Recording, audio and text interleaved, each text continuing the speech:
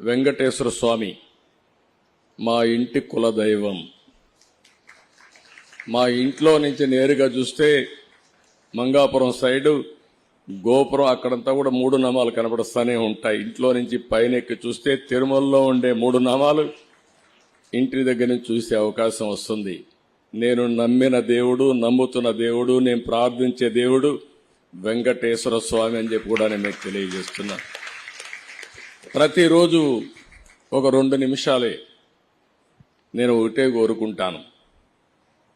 దండం పెట్టుకొని 1 నిమిషం ప్రార్థన చేసి, ఇప్పుడు ఒకసారి చూస్తే నాకు ప్రాణ భిక్ష పెట్టింది కూడా వెంకటేశ్వర స్వామి. అదొక మిస్టరీ కూడా. 2003లో నా మీద 23 క్లేమోర్ మైన్స్ ని బ్లాస్ట్ చేస్తే సాక్షాత్తు వెంకటేశ్వర స్వామి నాకు ప్రాణభిక్ష పెట్టాడు. ఏదో చెయ్యాలని ఆ రోజు నన్ను కాపాడాడు. అలాంటి వెంకటేశ్వర స్వామిని నేను ప్రార్థించేది, నాకు శక్తి, సామర్థ్యాన్ని, తెలివితేటలు ఇవ్వండి. ప్రపంచంలోనే తెలుగు జాతి నెంబర్ 1 జాతిగా ఉండడానికి ఆశీర్వదించండి.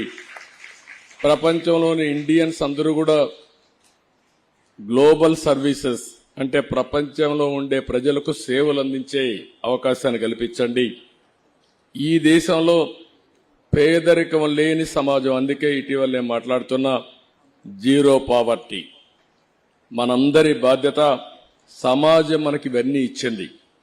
ఈరోజు నేను ఒక ముఖ్యమంత్రిగా ఉన్నా, రమణ గారు former chief justice of India అయినా, లేకపోతే వేదిక పైన ఉండే పెద్దలు కొంతమంది మంత్రులైనా, ఇక్కడికి ఉండేవాళ్లు వివిధ రంగాల్లో బ్రహ్మాండంగా రాణిస్తున్నా, ఇది మనకు సమాజమే ఈ అవకాశం ఇచ్చింది.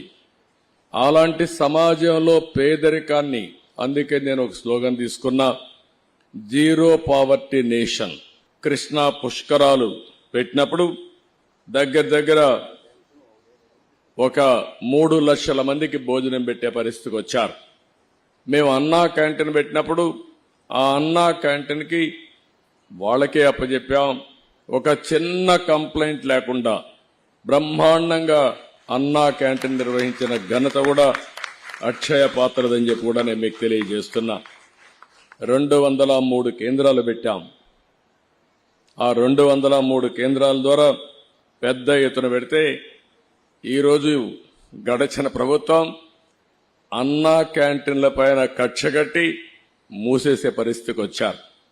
మళ్లీ తొందరలోనే అన్నా క్యాంటీన్లు ప్రారంభిస్తామని చెప్పి మీ అందరికీ హామీ ఇస్తున్నా. దీనికి ఒక స్ఫూర్తి కూడా ఉంది.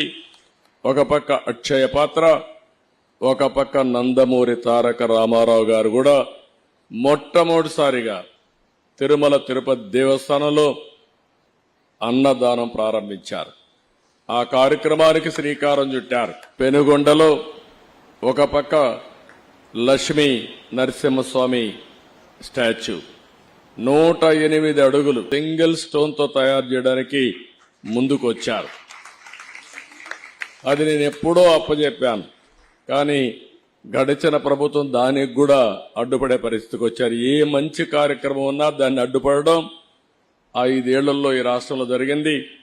ఇంకా అలాంటి స్పీడ్ బ్రేకర్లు గాని విధ్వంసంగా ఉండదు. పూర్తిగా ప్రోత్సహిస్తాం. మంచి చేసే వాళ్ళందరికీ చిరునామాగా ఆంధ్రప్రదేశ్ ఉంటుందని, అలాంటి మంచి కార్యక్రమాలతో మీరు ముందుకు రావాలని మీరు కూడా అందరినీ ప్రజలను కోరుతున్నా. 5 కోట్ల పైన ఉన్నాం ఆంధ్రప్రదేశ్లో.